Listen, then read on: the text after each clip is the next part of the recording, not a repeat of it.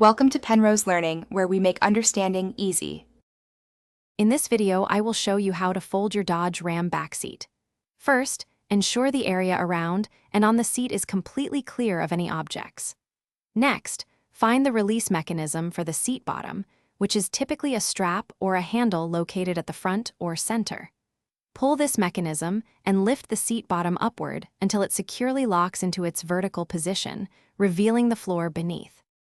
With the seat bottom lifted, you can now access the valuable storage space underneath.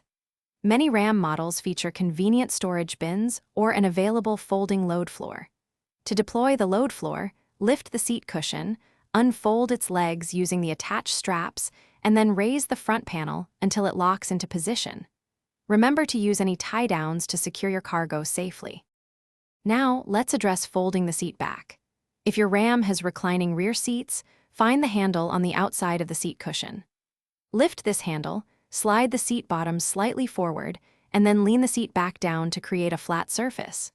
For models with fixed seat backs, a specific technique of lifting the seat bottom about 3/4 of the way up and pulling the seat back forward is often needed to release it. To return your rear seat to its original position, simply reverse the steps.